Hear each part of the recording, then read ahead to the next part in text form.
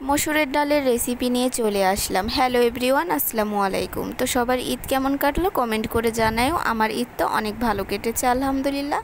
তো আমি এখানে মসুরের ডালগুলো সুন্দর করে হাত দিয়ে কুচলিয়ে কুচলিয়ে ধুয়ে নিব।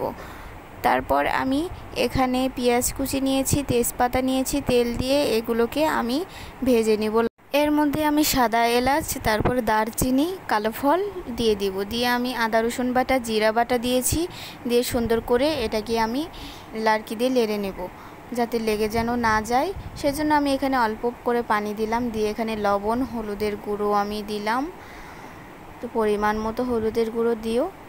এখানে আমি মরিচের গুঁড়ো অ্যাড করলাম, যে যেমন ঝাল খাও তেমন ঝাল দিতে পারো। তারপরে আমি আগে থেকে ধুয়ে রাখা মসুরের ডালগুলো আমি এর মধ্যে দিয়ে ভালো করে নাড়কি দিয়ে নেড়ে নিব। তো এই সুন্দর করে নেড়ে নিয়ে এর মধ্যে আমি পানি দিব। পানি দিয়ে 5 মিনিট ঢেকে কষিয়ে নিব। এরপর চলে আসলাম বন্ধুরা কলিজা এবং ফেসকাগুলো ধুয়ে নিতে। তো এগুলো দিয়েই আমি আজকে ভুনা করব। তো আমার ডাল 5 মিনিট পর এসে দেখলাম একটু সিদ্ধ হয়েছে। তো এরপর এই কষানো ডালের মধ্যেই আমি কলিজা এবং ফেসকাগুলো দিয়ে আবারও কষিয়ে নিব, যেন আরও সুন্দর করে ডালগুলোও সিদ্ধ হয়ে যায়, কলিজাগুলো সিদ্ধ হয়ে যায়। তো এই যে দেখো আমি কষিয়ে নিয়েছি। এরপর এখানে পানি দিয়ে আমি একটু ঝোল দিয়ে আমি একটু জিরার গুঁড়ো ছিটিয়ে দিব।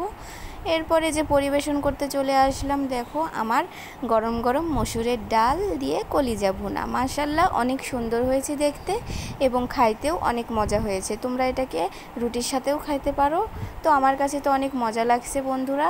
তো তোমরা এরকম করে কখনো খাইছো কি খাওনি কমেন্ট করে জানাও। আর আজকের মতো এখানে ভিডিও শেষ করলাম। সবাই ভালো থাকো, আল্লাহ হাফেজ।